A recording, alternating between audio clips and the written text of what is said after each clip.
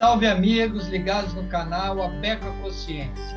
Eu sou o professor Ricardo e hoje nós iremos entrevistar a doutora Tatiana Pinheiro da Dalto, professora adjunta da Universidade Federal do Sul da Bahia, a UFSB. Então se ligue no canal, faça sua inscrição, deixe um like se estiver gostando, comente e compartilhe. Abeco a Consciência.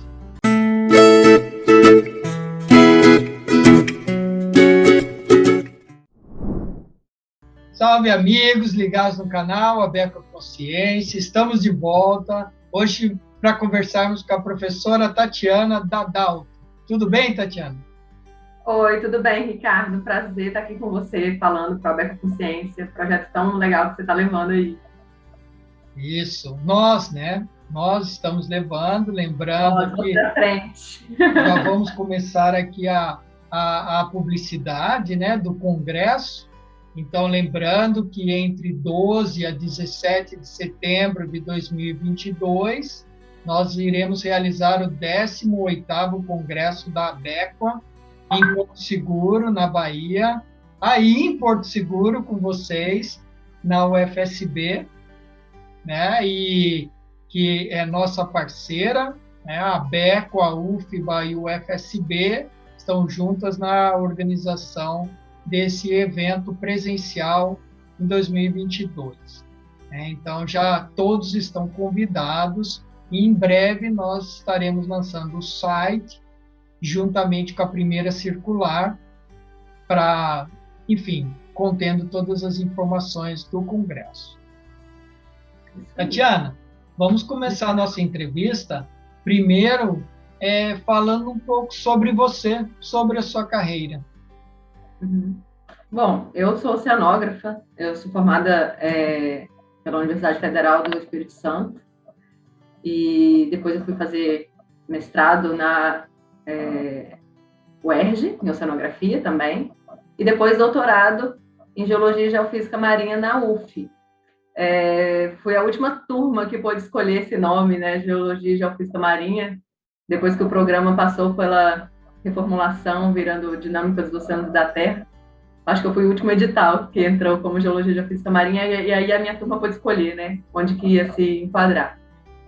E daí, depois disso,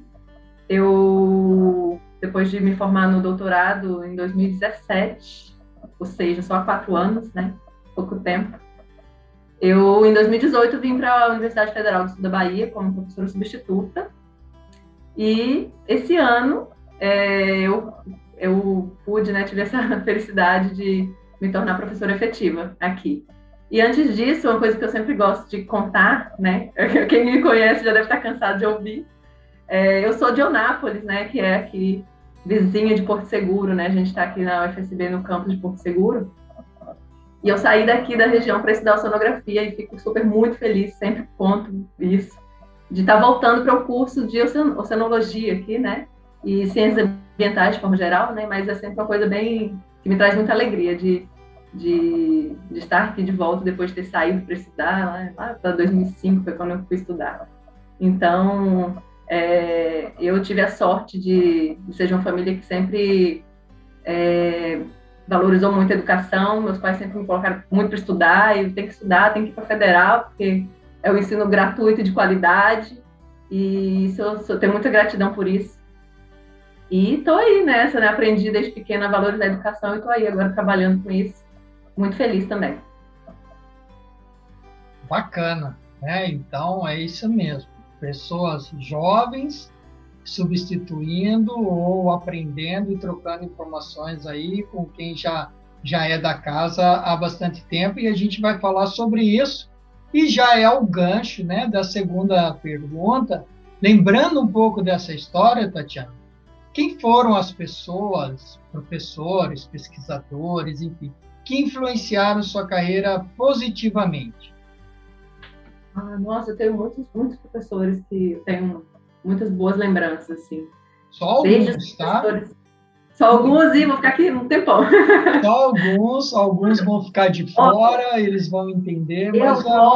Eu volto assim, lá para o antigo, sabe? Professores que eu tenho enorme carinho desde de escola, né? Porque como eu sou de cidade pequena, a gente encontra as pessoas na rua às vezes, né? Professor que foi alfabetizadora, professor de escola de ensino fundamental, então eu tenho muito carinho por todos esses professores pela educação, pelo né, o trabalho tão bonito que é o professor de formar cidadão, de ensinar. Mas assim, voltando mais assim para a trajetória acadêmica, né? Eu tenho um carinho muito grande com todos os meus orientadores, professores que foram os meus orientadores. O meu primeiro orientador foi o professor Camilo Dias Júnior, lá da UFS. Quando eu fui, antes de ir para a oceanografia geológica, né, eu fui passear pelas microalgas, achando que meu perfil seria ir para o lado da biologia, da oceanobiológica. E fiquei poucos meses no laboratório dele, ele me acolheu de uma forma muito positiva, foi o meu primeiro contato com o que era um laboratório, né? O professor Camilo, ele faleceu em janeiro desse ano, vítima da Covid, né? E ele me ensinou muita coisa, eu tenho muito carinho por ele.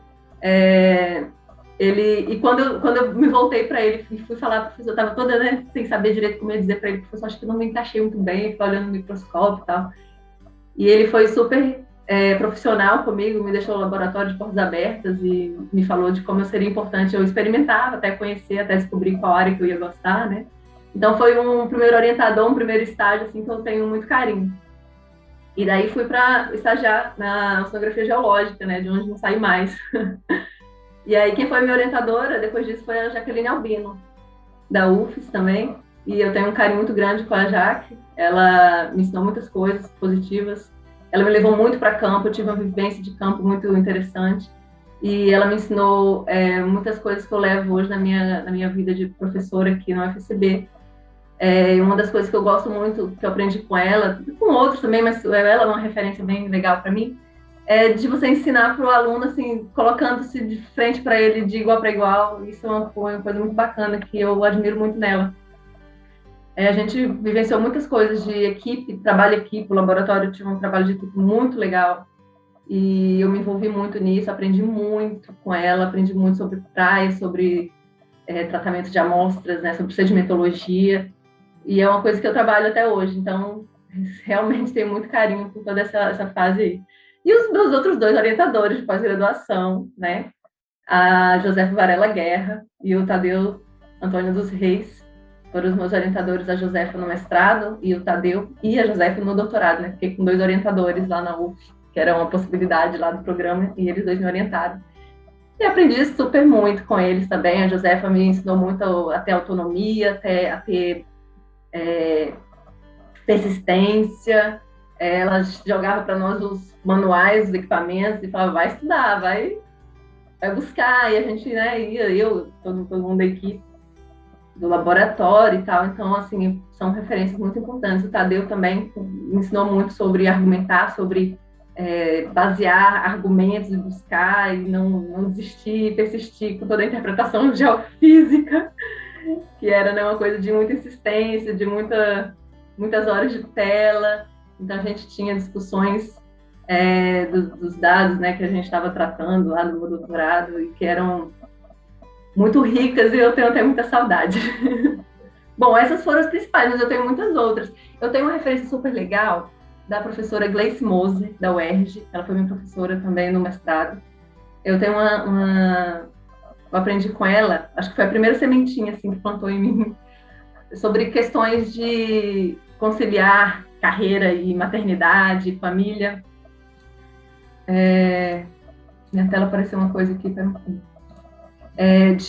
Ela me ensinou um pouco sobre como começar isso. Eu ainda era uma jovem, né, que não tinha ainda família e filhos, mas teve uma coisa bem interessante que eu tive que entregar para ela acho que ela foi da minha banca, eu ia entregar o trabalho, acho que foi uma coisa assim, não sei se foi um seminário, se já era mesmo uma dissertação, e eu fui entregar no final de sexta-feira, fui no laboratório, bati na porta, e a aluna dela falou, ela não está mais aqui, e você não precisa se preocupar de não ter entregue agora, porque ela não trabalha no fim de semana, ela fica com os filhos dela no fim de semana.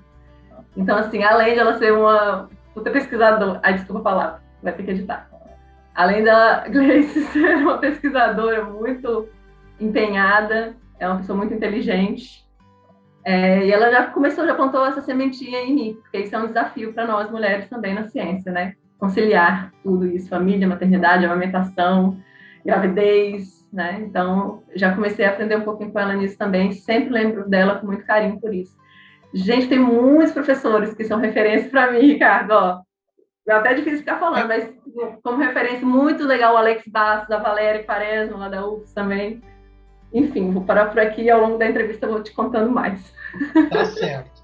E esse último trecho que você falou, né, Tatiana, conciliar a maternidade e a ciência, isso é muito importante, né, porque professor é quase uma vocação, e a gente é professor praticamente 24 horas por dia, e alunos escrevem, ligam, mandam mensagem. Hoje, então, que estamos aí, né, ainda no momento de exceção virtual, então o trabalho parece que não para, é sábado, domingo, feriado, e todo mundo conectando todo mundo. Você sabe bem, né, porque eu te mando mensagem aí no final de semana, no feriado, então a gente não para, e essa é uma situação diferente de alguns outros profissionais que chegam lá no final de semana, sexta tal, fecha e só revolta na segunda-feira, e a gente continua, mesmo com a cabeça pensando no projeto, no que tem que fazer, elaborar uma aula melhor, fazer uma atualização, e não vai parando. E existe, claro, a família, a necessidade. Se queremos uma sociedade melhor, temos que ter tempo para a família, porque, afinal de contas, né, é nesse tempo que se criam os laços, e a educação vem de casa mesmo, né? A gente vai falando das outras pessoas aí ao longo do programa, quando você achar pertinente citar, né? Sabemos que tem muitas pessoas importantes ao longo dessa trajetória. Mas, atualmente, né, hoje em dia, quais são as suas principais áreas de atuação? Olha, aqui na UFSB, quando eu vim como substituto em 2018, eu vim cheia de vontade de fazer o melhor que eu pudesse, e já me envolvi também com pesquisa, né? E como a UFSB ainda é uma universidade, a oceanologia que é um curso novo, né? Então a gente passa por uma questão também de ter ainda uma infraestrutura que ainda está se organizando melhor, né? Que está se construindo. A gente não tinha tantas opções de equipamentos, né? De onde a gente pudesse explorar mais ferramentas metodológicas para realizar as nossas pesquisas e tal. E, chegando aqui, conheci a professora Juliana Quadros, né, que já esteve aqui também no ABECO Consciência, e conversando, trocando ideias com ela. Ela entrou como efetiva poucos meses depois de eu entrar como substituta, né? E aí a gente começou a conversar, e eu falei, cara, o que a gente pode começar a fazer de cara aqui é monitoramento praial com baliza de Emery, que aprendi com a Jaqueline Albino lá na UFES, na graduação, né? Vamos fazer balizas de Emery. E que o professor Dieter validou. Ia falar agora, o artigo deles, o artigo da Jaqueline, o Dieter e o Lucas Bermudes, que é meu colega de turma, que tem um carinho enorme pelos três, aliás, né? O Dieter é o nome também que eu quero dizer, daqui a pouco já vou falar. Super referência, né, para nós, comunidade da Bequa, né? E aí eu falei, Ju, vamos começar a fazer isso, a gente precisa gerar dados, a gente precisa conhecer melhor essas praias, a gente precisa contribuir para o conhecimento aqui no sul da Bahia, né? Claro que existem alguns trabalhos, mas monitoramento de praial, assim, de mais longo prazo, pelo menos um ano ou até mais, não existia até então, né? E a gente começou a fazer isso. A gente parou por conta da pandemia, mas a Juliana ainda já começou a retomar alguns trabalhos até em outras praias, além dessas que a gente já estava fazendo monitoramento, né?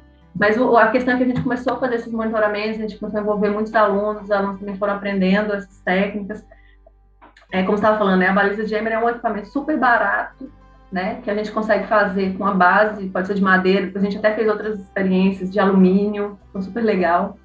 Uma base de madeira, pode ser um cabo de vassoura, né, uma haste, pode ser de madeira, pode ser de alumínio, com uma fita métrica, né, usando essas duas dessas, né, duas balizas, a gente consegue fazer as medições de de formato da praia, né, da morfologia, usando trena também, e bússola, né?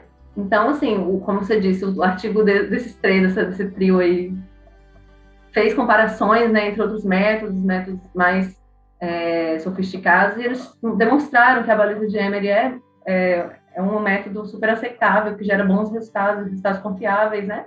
Então, a gente conseguiu gerar uma base de dados bem interessante aí, aqui para as nossas praias, começando na praia de Coroa Vermelha, né, que já é município de Santa Cruz Cabrália, vários pontos em Porto Seguro, até Arraial da Ajuda, né, tem 18 pontos de monitoramento, que a gente já conseguiu fazer mais de um ano, acho que talvez 15 meses, e que já tem a possibilidade grande aí, tanto de ter esses dados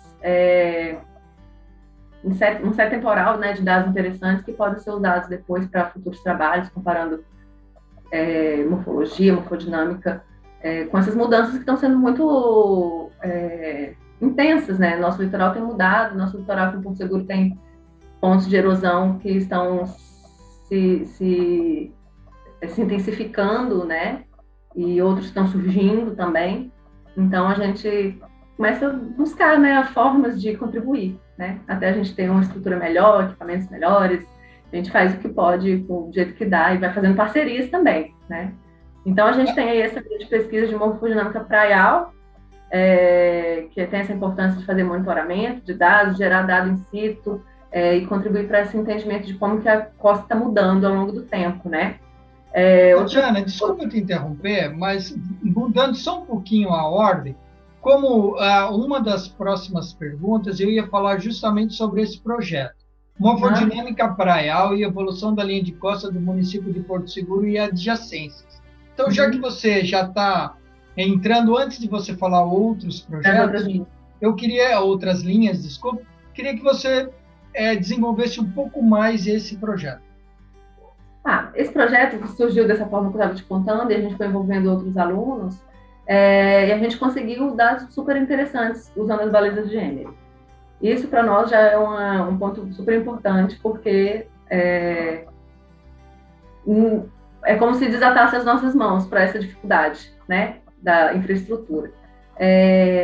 Os resultados que a gente tem encontrado aqui, a gente tem encontrado pontos que variaram, por exemplo, entre inverno e verão, aproximadamente 25% do volume de areia. É super interessante ver isso. E aí, depois, no verão subsequente, a praia se recupera, como é esperado, né, dentro do funcionamento da dinâmica sedimentar praial, mas a recuperação, em alguns pontos, não é de 100%, né? Então, o que a gente ainda precisa investigar melhor, com mais tempo, né, de monitoramento, é o quanto que se perde, sei lá, na mudança anual, mas, sei lá, em uma década, né, ou em 5 anos. Isso aí a gente não conseguiu, porque a gente não teve tempo ainda, né? E a retomada das atividades aí depois da finalização desse distanciamento, dessa situação de pandemia, né, a gente vai conseguir fazer melhor esses monitoramentos aí, voltar a fazer o monitoramento praial, né? E quando você fala em perdas, né, quais seriam os pontos mais críticos na orla de Porto Seguro, em termos de erosão e vulnerabilidade? Olha, aqui em Porto Seguro, o ponto que a gente tem que tem uma perda maior é a Ponta Grande, a Praia da Ponta Grande, e a gente tem um ponto perto do centro de Porto Seguro, na Praia das Pitangueiras, acho que formalmente o nome não é esse, é Praia do Cruzeiro, e é bem perto do centro, tem calçadão que está sendo destruído. Ontem, aliás, ou anteontem, passando por lá, vi que fizeram já um monte de tapume fechando, parece que vão fazer algumas obras. Então, assim, a gente tem esses 2 pontos principais, onde você já tem perdas da estrada e do calçadão. E a gente tem outros pontos que tem uma erosão muito facilmente, que é visualizado muito facilmente pela exposição de raízes, por algum prejuízo também em algumas barracas de praia, na região de Coroa Vermelha, Praia do Mutá, Praia do Mutari e Praia de Coroa Vermelha, essas 3 praias, que são a norte da Ponta Grande, né? Então, assim, tem muitas evidências de erosão, mas essas aí, elas têm pelo que a gente conseguiu ver nos dados, dentro da sazonalidade, no verão ela recuperou melhor do que esses outros 2 pontos, da Ponta Grande e essa praia perto do centro. Então, a vulnerabilidade aqui está muito associada a essa ocupação de barracas, a ocupação pela estrada, a ocupação pelo calçadão, e é isso. Então, assim, eu acho que o nosso trabalho ele pode contribuir também nesse sentido, né, em passos futuros da pesquisa, né, de conseguir entender melhor quais são os pontos de maior vulnerabilidade. E interessante também é que, no caso da praia mais próximo ao centro, onde é mais nova o ponto de erosão, pelo menos a intensificação dele, né, ele não é tão novo assim, mas a intensificação dele tem sido muito recente. Acho que no último ano ele ficou mais intensamente erodido. Ele está próximo à desembocadura do Rio Buranhém, né, que pode também estar afetando isso, talvez a contribuição sedimentar, não sei, pelo assoreamento do rio, alguma questão assim, que também teria que ser investigado melhor. Mas ela está numa morfodinâmica que não é uma praia plana, dissipativa, né? Ela é uma praia inclinada, que às vezes categoriza como uma vulnerabilidade menor, mas ela está erodindo pra caramba e bem na parte da estrutura do calçado ali, da calçadão, né? Do calçadão. Então, a continuidade dessa pesquisa aí vai nos permitir avaliar isso melhor também, né? Essa questão da vulnerabilidade costeira. Certo. E outras linhas de atuação que você vem desenvolvendo? Uhum. Uma linha de pesquisa que eu me interesso muito e que eu estou, nesses 4 meses de professora efetiva, tentando já colocar me organizando, né, para começar as atividades, é sobre evolução costeira, com foco no Holoceno, né, mais um pouquinho para Pleistoceno, dentro do que for possível da gente alcançar aí de amostragens diretas e indiretas, né? Mas eu tenho muito interesse em compartimentar, entender melhor todos esses ambientes costeiros que nós temos aqui na nossa costa sul da Bahia, porque nós estamos num ponto, a UFSB, o campus Socígenes Costa, né, do Porto Seguro, está aqui localizado num lugar que é um paraíso, né? Todo mundo sabe que é uma região muito rica, com paisagens muito importantes, tanto do ponto de vista turístico, né, e socioeconômico por isso, quanto do ponto de vista geológico mesmo, né, e oceanográfico. A gente tem uma riqueza muito grande aqui de ambientes. Então, a gente numa volta muito curta aqui entre Porto Seguro e Santa Cruz Cabral, que é o município vizinho mais próximo, né, a gente consegue passar por uma quantidade de feições costeiras super interessantes. A gente tem paleolagunas, a gente tem alguns que ainda funcionam um pouco como lagunas, né, principalmente quando chove muito. A gente tem cordões, a gente tem planícies de cristas de praia, a gente tem a formação barreiras, que muitas vezes está ativa na praia, né, a gente tem a maioria da costa que ela é de forma vegetada, né.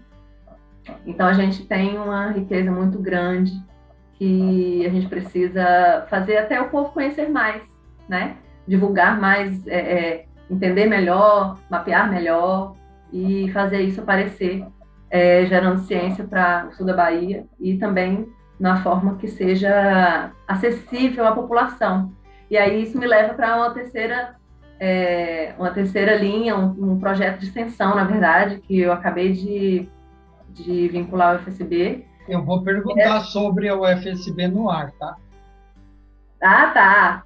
Esse UFSB não é um, esse aqui já é outro. Muito legal também, que é sobre geoturismo, que eu tenho essa vontade de trazer essa informação para o público, né? Tanto o público turista quanto o público geral, para o público, a população que não está dentro da universidade, né? Então, aí vai ficar como um projeto de extensão, que é também muito inspirado, né? E eu já vou falar mais nomes, inspirado no projeto Caminhos Geológicos, né? Kátia Mansur está aí também, né, como referência, como inspiração. Mas, assim, nada, sem pretensões de alcançar tudo isso, né? É um projeto muito pequeno ainda, dentro da nossa realidade que a gente pode fazer aqui, da falta de recursos também. Mas estamos aí buscando, acionando prefeituras para serem apoiadoras e, quem sabe, financiadoras também desse projeto, para tentar, né, para fazer esse movimento de os pontos turísticos não serem reconhecidos só pela beleza cênica deles, né? Para muito mais do que isso, serem reconhecidos também pela importância ambiental, pela história evolutiva, né? Pelo que esses ambientes representam dentro da geologia. Então, isso tem uma importância grande para contribuir tanto na divulgação do conhecimento científico para o público em geral, quanto para a conservação, porque um turismo que seja mais sustentável também ajuda a conservar o ambiente, né? Exatamente.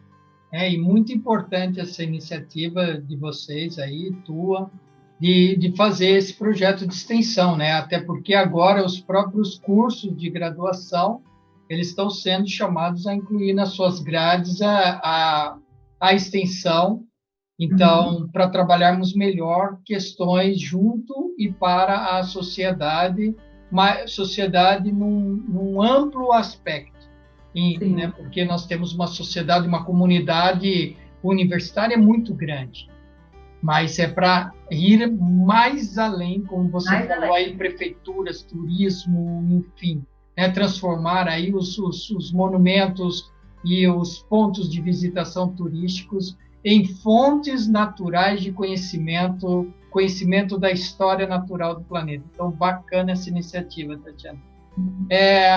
Agora, puxando um pouquinho mais para a memória, tem 2 projetos que você desenvolveu há um tempo atrás e que me chamou a atenção. O primeiro é o Oceano Rio, que você fez há algum tempo atrás, né, em colaboração com outros pesquisadores, que foi o levantamento oceanográfico integrado ao largo do estado do Rio de Janeiro.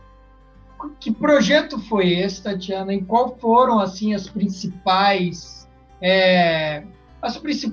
conclusões, as principais perguntas que vocês queriam durante a concepção e depois a execução desse projeto?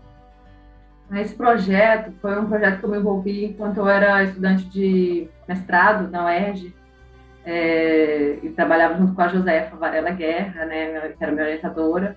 É um trabalho que tinha muitos pesquisadores juntos, envolvidos, de diversas instituições, e a gente, na UERJ, a gente estava mais focado na distribuição de material particulado de suspensão, que era onde a minha dissertação também se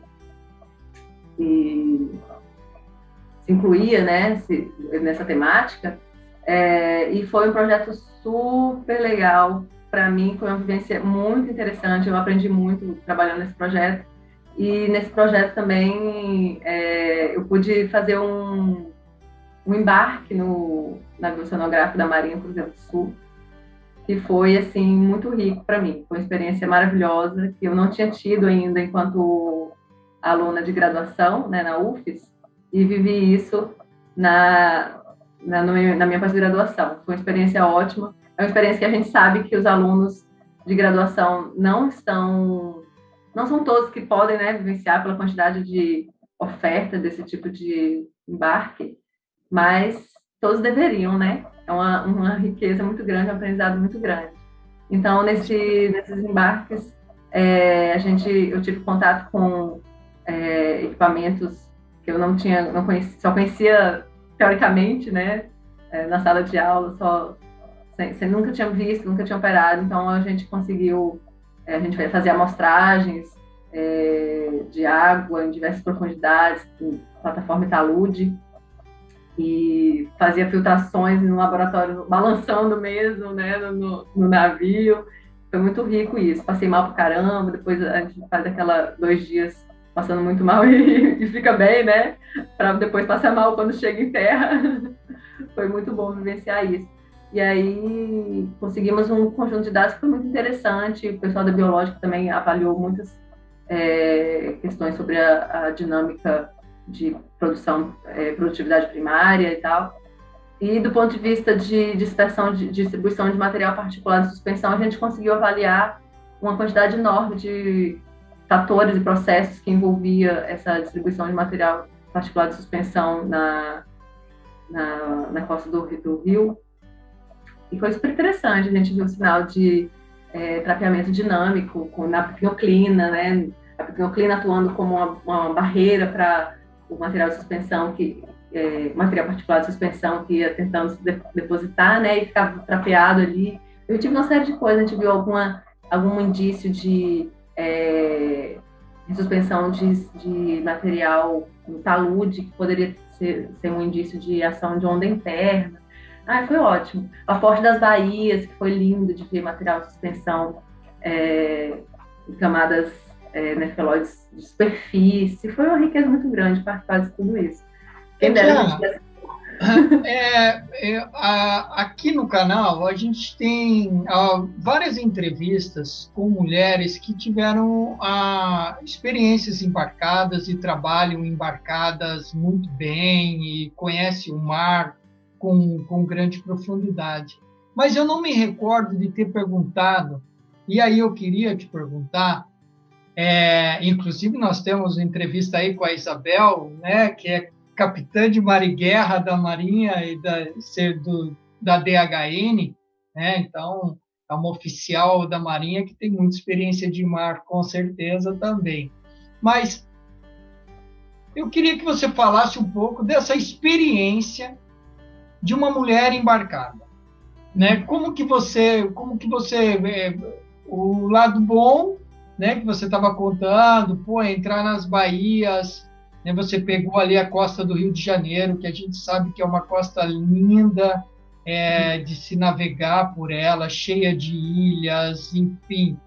Mas qual foram assim algumas experiências que você julga assim importante, principalmente para novas estudantes de oceanografia, né, futuras oceanógrafas ou outras profissões, geólogos, biólogos, e, enfim, que queiram se lançar ao mar e ainda não tem essa coragem ou não teve a oportunidade.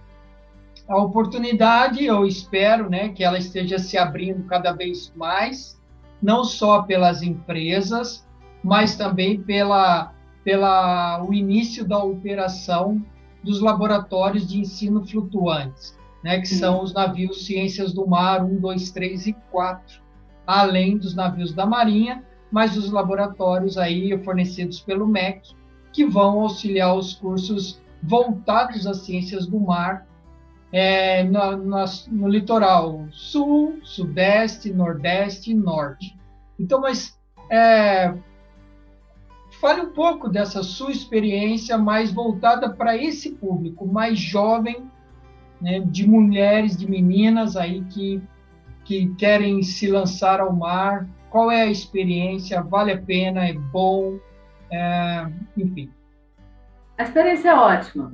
É você estar ali e você colocar em prática aquilo que você estudou, que você viu imagens dos equipamentos, você viu tipos de dados que elas geram, você viu artigos que tratam de muitas informações que são obtidas, conclusões que são geradas baseadas em resultados e dados coletados daquela forma, e aí você finalmente pode ir ver tudo isso funcionando no navio, que é um lugar de trabalho, né, para nós, oceanógrafos, que tem uma complexidade enorme, onde você tem que estar preparado para diversas situações, né? Você vai ficar longe da sua família, né? E você vai vivenciar, como se fosse uma imersão profissional. Isso é muito rico. Eu, quando tiver outra oportunidade de embarcar, quero ir de novo. Acho que os alunos devem aproveitar ao máximo essas possibilidades quando surgirem. E para as meninas, para as mulheres e meninas, a gente ainda está num ambiente que muitas vezes traz uma dificuldade adicional, por sermos mulheres e meninas. Né? Isso é uma coisa que é importante ser discutida. Aliás, é uma questão que eu também tenho me envolvido como professora em grupos de estudo sobre discussão de gênero na ciência, a convite da Catarina Marcolin, que é uma colega de trabalho aqui do UFSB. Ela é bióloga, com doutorado em oceanografia biológica. Ela é idealizadora do canal Bate-Papo com Netuno, e junto com as meninas do canal, do site, elas estão fazendo discussões super interessantes. A Catarina tem se envolvido com alunos que estão pesquisando sobre questões de assédio em embarques, né? Então, isso também tem uma questão de gênero que pode ser discutida e que tem que ser também falada, né? Porque são problemas reais que acontecem e que a gente precisa cuidar, a gente precisa agir também nesse sentido. Mas a experiência profissional é incrível e super recomendo para quem tiver a oportunidade de embarcar, alunos, professores também, né? A gente gosta. Por que não? Não são só os alunos, não. A gente também quer embarcar nessas experiências maravilhosas. Exatamente. Afinal de contas, o mar, o oceano é o nosso trabalho, né? Então a gente precisa estar lá, apesar de vencendo as dificuldades, né? Em todos os locais existem dificuldades eu acho que a adaptação e as modificações, as alterações são necessárias a partir do momento que se há demanda, né? Então, eu imagino que a primeira vez que uma mulher astronauta subiu numa nave espacial, teve que se haver também alguma adaptação ali, né? Assim como o homem, quando subiu numa nave espacial, porque primeiro se mandou a nave sozinha, depois se mandou com os macacos, e depois é que começaram os seres humanos a... Então, essa adaptação, a discussão é interessante. A Catarina, eu também acompanho esse Papo com Netuno, tem enquetes, ela manda perguntas sobre questões de mulheres embarcadas.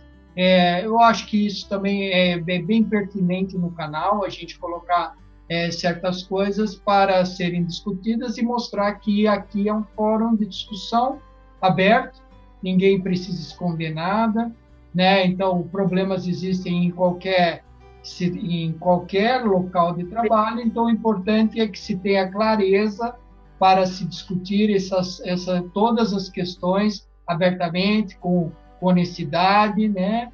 Para que a nossa sociedade caminhe de uma maneira sustentável para frente, para o bem, e é dessa forma que eu imagino uma sociedade cada vez melhor, né?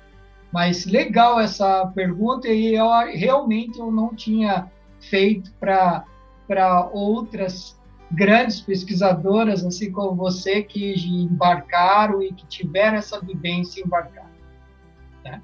Você falou de um projeto de extensão sobre os monumentos, mas você também desenvolve um outro projeto de extensão que chama UFSB no Ar. O que é esse projeto? Esse projeto de extensão é um projeto super legal. Basicamente, é a gente levar a UFSB para a população através de uma rádio. A gente ficou parceiro de uma rádio local aqui, a Porto FM, e semanalmente... Repete o nome da rádio, por favor. Porto Brasil FM. Porto Brasil FM. Legal, Porto Brasil FM. E aí, semanalmente, a gente tinha esse espaço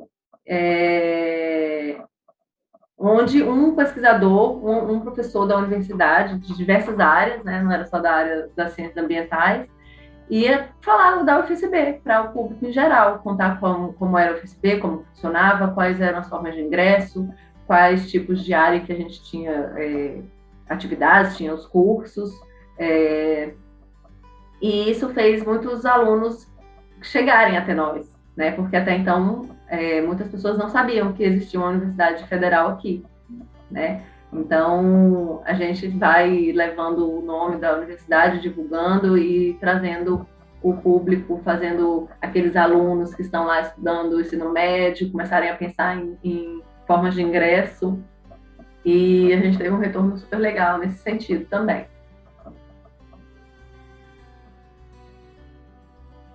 Eita, eu não estou ouvindo.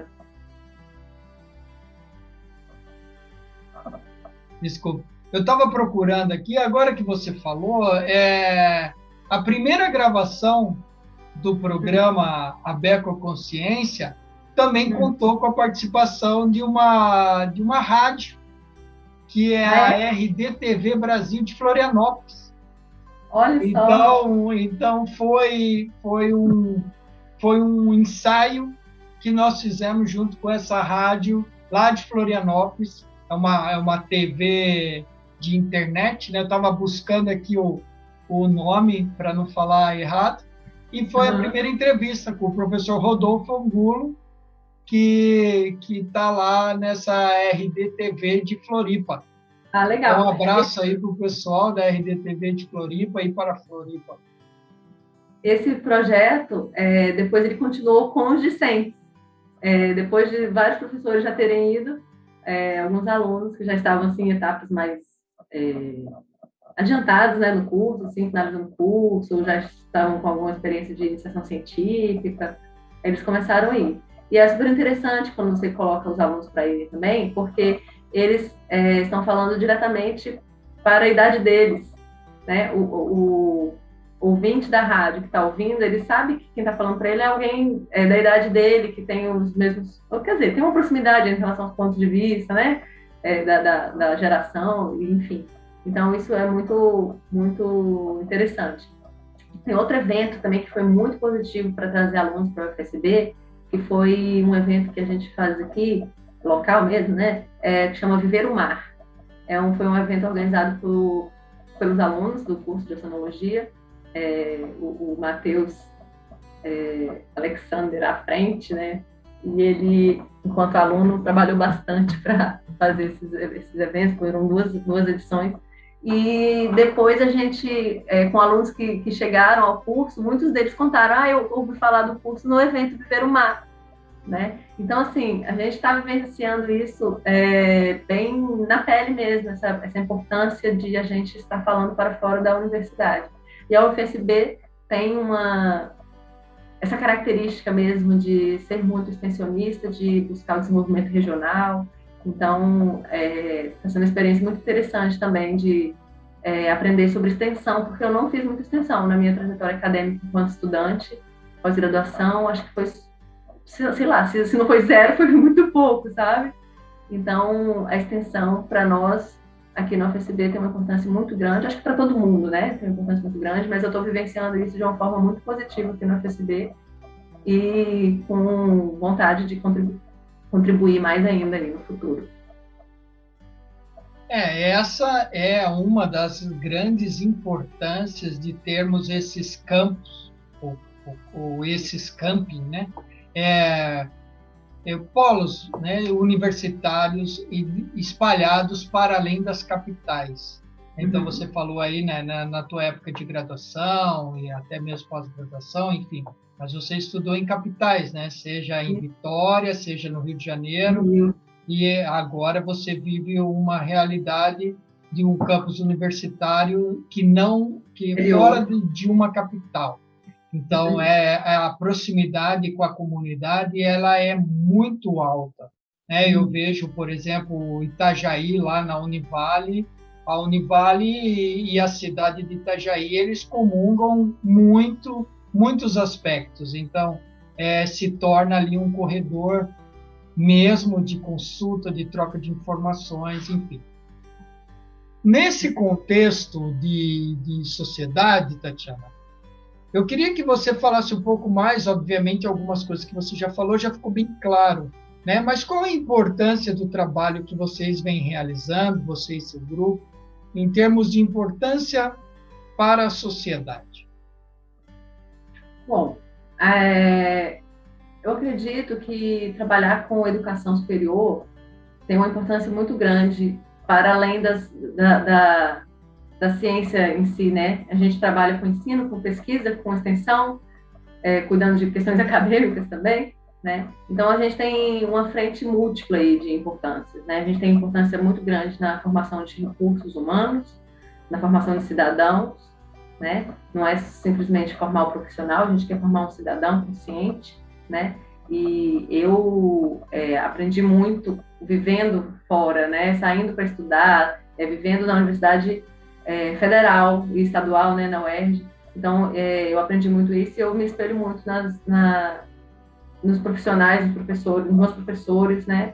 Nas experiências que eu tive, positivas, para contribuir nisso, em formar recursos humanos, formar cidadãos e formar cidadãos que sejam conscientes com a sustentabilidade, né? Acho que isso é um grande desafio hoje, a gente tentar gerar soluções que sejam integrais no sentido de incluir diversos fatores, né? Incluir o meio ambiente, incluir questões socioeconômicas, incluir a ocupação, incluir os conflitos. A gente está aqui numa região de conflito intensos, de uso, né, da ocupação das barracas, a gente tem conflitos indígenas, né, aqui na região de Cabral, Porto Seguro.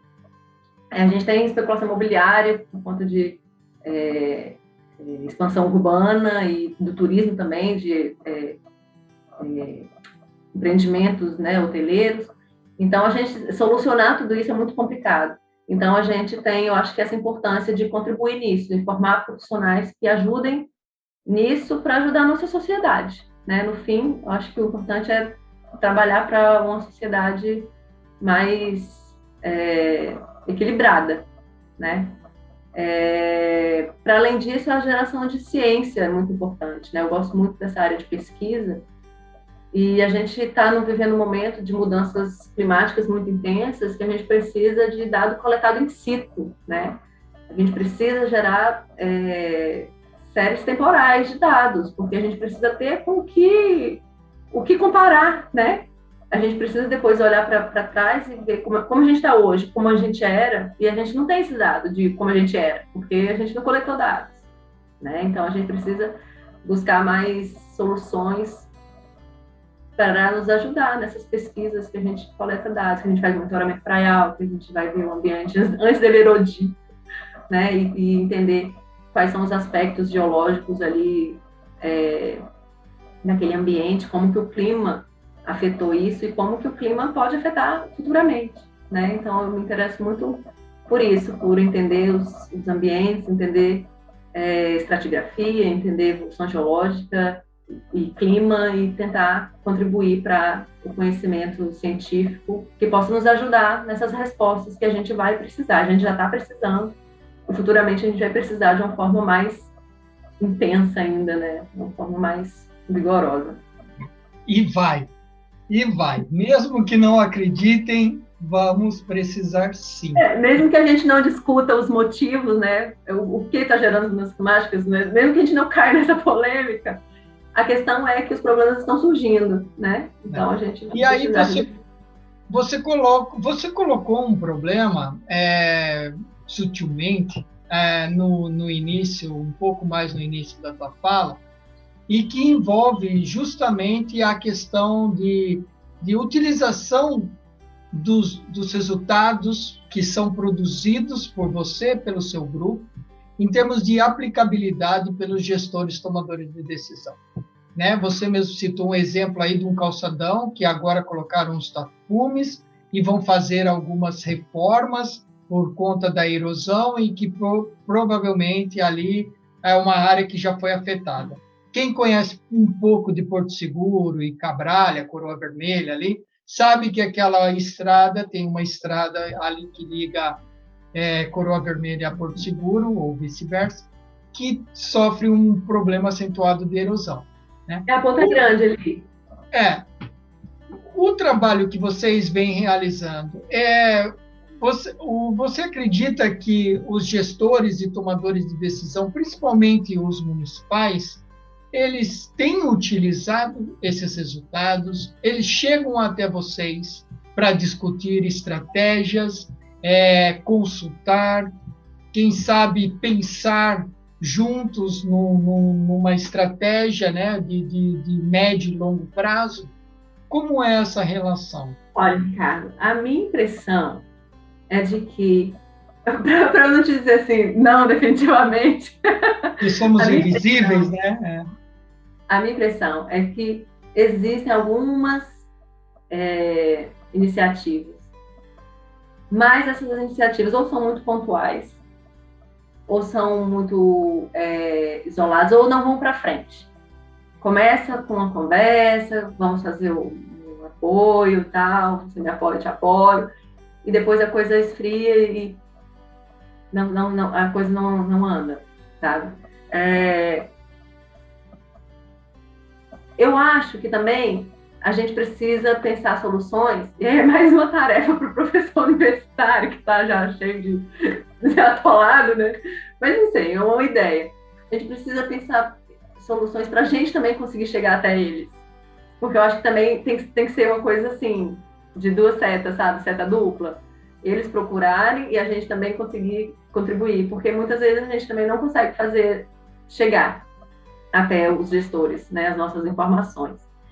Mas, assim, de forma geral, eu acho que o que eu esperaria é que partisse mais deles, no sentido de que eles precisam tomar as decisões, eles precisam basear suas decisões, né, em critérios técnicos, né? Mas hoje a gente está vivendo um momento tão confuso em relação a isso, né, em relação a ter critérios, em relação a considerar a ciência um bom critério, que às vezes fica difícil.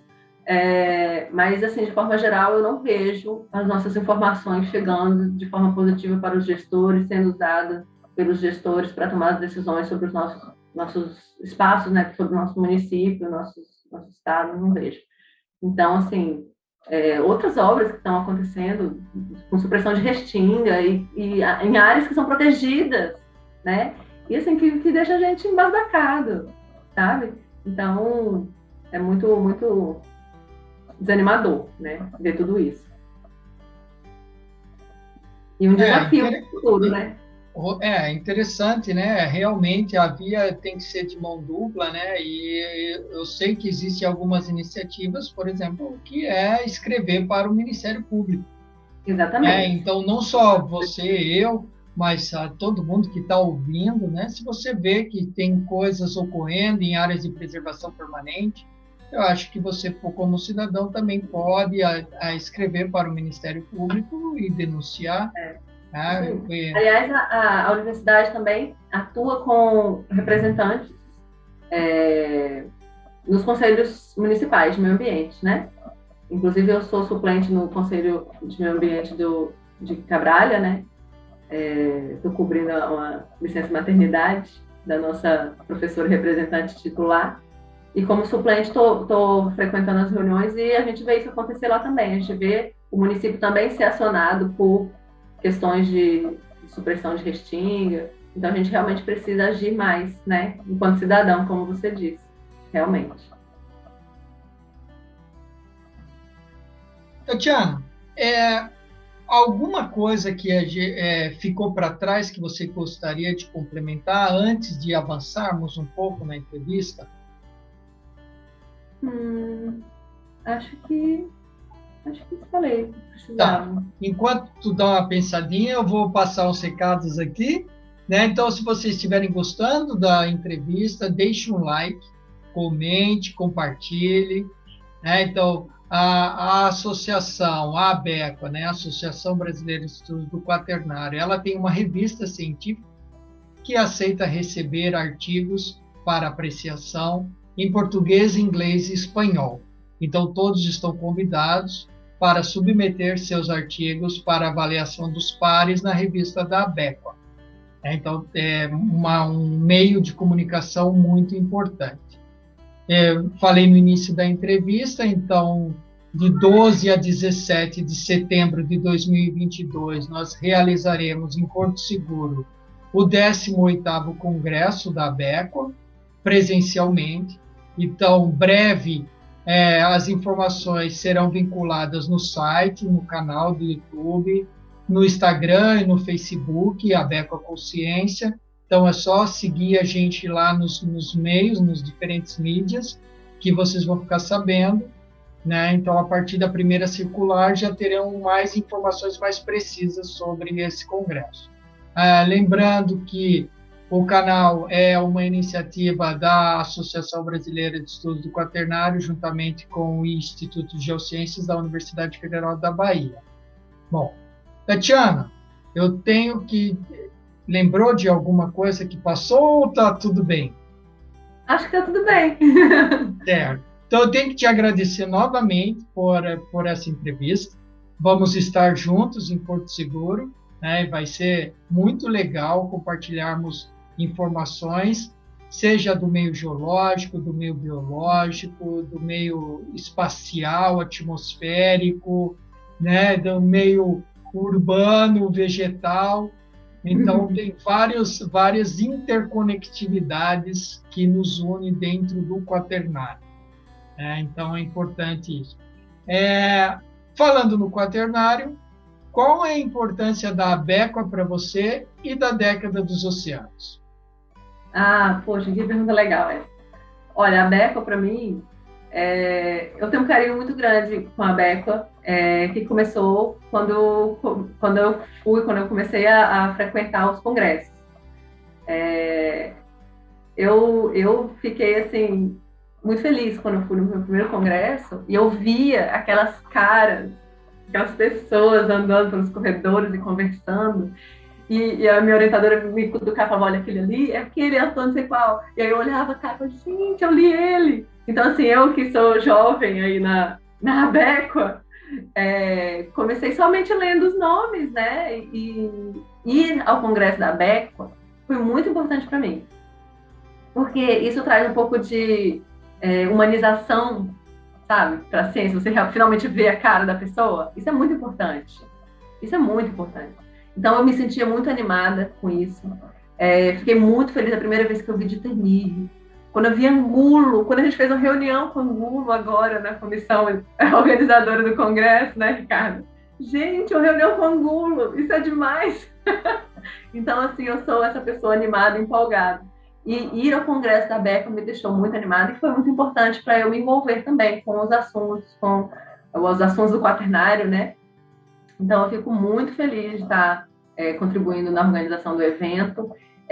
Quando foi no último congresso, né, em Viçosa, em 2019, que foi quando a gente levou o nome de Porto Seguro, né, para ser sede, eu fui como professora substituta, foi o meu primeiro evento Abequa como professora, e eu levei 2 alunos e eu contava para eles, vocês vão ver os caras, né, tipo isso. Então, ó, esse autor aqui que a gente leu, você vai ver ele lá, você pode ser que sim, pode ser que não, né? Mas você vai encontrar pessoas, você vai conversar com pesquisadores, e foi muito bom. Eles ficaram, assim, felizes. Eles primeiro, no começo, talvez esperassem um evento maior, mas eu fui conversando com eles, que a Abequa é uma associação que não é tão grande assim, pode ser ainda muito maior, com muito mais potencial e tudo, né? Mas como foi um evento pequeno, eles primeiro olharam assim e tal, talvez esperassem um pouco maior, mas quando eles conseguiram conversar com as pessoas que estavam lá, eles ficaram do mesmo jeito que eu fiquei nos meus primeiros congressos.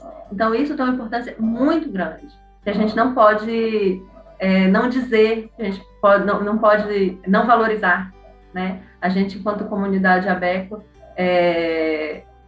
a gente gosta, né, do presencial. A gente não fez o evento remoto, né, Ricardo? A gente deixou para fazer presencial esse ano, a gente adiou, porque a Abequa é presencial, a Abequa tem isso de se encontrar. Então, eu tenho muito carinho com o Congresso da Abequa e fico muito feliz de estar na comissão organizadora do Abequa Porto Seguro 2022, deixando aí o convite, fazendo propaganda, como disse o Ricardo, né? O canal Abequa Consciência tentou um pouquinho, né, não deixar passar em branco esse ano para um esquenta, né, para o próximo ano, aí onde estaremos todos em Porto Seguro. Então, Porto Seguro, se prepare, né, convido todos os empresários de Porto Seguro a contribuírem com o congresso da Abequa. É muito importante também, a comunidade vai se beneficiar de ter pessoas tão, como você disse, aí, celebridades para nós, com certeza são celebridades, mas pessoas aí que sempre fizeram a diferença, a importância dentro da sociedade onde eles atuam. E a década dos oceanos, Tatiana? E a década dos oceanos, né? Poxa, pra gente, oceanógrafo foi muito especial estar vivenciando a década dos oceanos. Para mim, estar de forma efetiva no curso da oceanologia, estar na UFSB é muito legal, me deixa muito animada. E a gente está nessa expectativa de conseguir contribuir da melhor forma possível, né, para esse objetivo que é a década dos oceanos, de conscientização da população, de mobilização de todos nós, né, do meio acadêmico, da população em geral, das privado também, das prefeituras. Acho que a gente tem muitas possibilidades de ação, né, de trabalhos, de atividades, e a gente pode fazer isso não só em grandes eventos, mas a gente faz isso no dia a dia da gente, com os nossos alunos, em qualquer lugar que a gente vá, né, onde a gente pode, eu pelo menos sou assim, onde eu posso falar de conscientização ambiental, eu falo, eu trago essa importância, né, eu falo dessa importância dos oceanos, porque nós somos um planeta habitado porque nós temos oceano, né? Então, a gente tem aí a história toda evolutiva da Terra, os oceanos têm uma importância enorme. A gente tem a atmosfera, né? Então, a gente tem uma importância muito grande, os oceanos têm uma importância muito grande para a vida humana, para regular o clima, né? E a gente tem que se conscientizar disso e apoiar ações que protejam o meio ambiente, que ajudem na conservação dos ambientes e dos oceanos, né? Então, é isso. Nas minhas atividades, estou aí pronto para colaborar, principalmente nesse trabalho com os alunos, né? Porque o aluno acaba que no dia a dia da gente, professor da universidade, é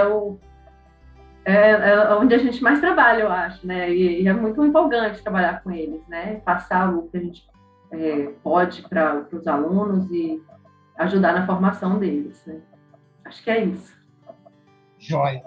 E, para finalizarmos, deixe uma mensagem final. Para finalizar, poxa, muito obrigada por convidar, viu, Ricardo? E eu vou finalizar, com certeza, com o convite. Gente, se programem para vir para o Congresso da ABECUA 2022. Vai ser muito legal, está sendo planejado com muito carinho. Já falei que teve reunião com o Angulo, né? Então, está super chique. Então vai ser super interessante, a gente já está com a nossa programação bem pensada, né? Bem arrumadinha, como disse o Ricardo, preparando aí site e primeira circular para fazer essa informação girar pelo Brasil, entre os quaternaristas e todos os colegas de áreas afins. Vamos participar, vem para cá, conhecer essas paisagens lindas. A gente vai ter várias atividades, né, Ricardo? Já pode dar spoiler? Várias atividades também extra, né? Além da programação do congresso. Então, vai ter espaço, vai ter tempo para conhecer muito lugar legal aqui, que tem essa riqueza, né? Como eu falei antes, tem uma riqueza muito grande de ambientes costeiros, uma geologia muito rica, muita falésia linda, muito ambiente costeiro, crista de praia, pequenos rios, coisa linda. Vem para cá. Um abraço. Exatamente. E o preço especial para estudantes de graduação e de pós-graduação, então vocês vão ficar surpresos positivamente com o incentivo que a associação está dando aí e os organizadores, né, para estudantes de graduação e de pós-graduação terem essa experiência que eu tive, que a Tatiana teve e que vários outros aqui no canal já descreveram em estar em um evento da ABECUA. Então, Tatiana, muito obrigado. Seguimos em frente, que a vida não espera. Tchau. Tchau.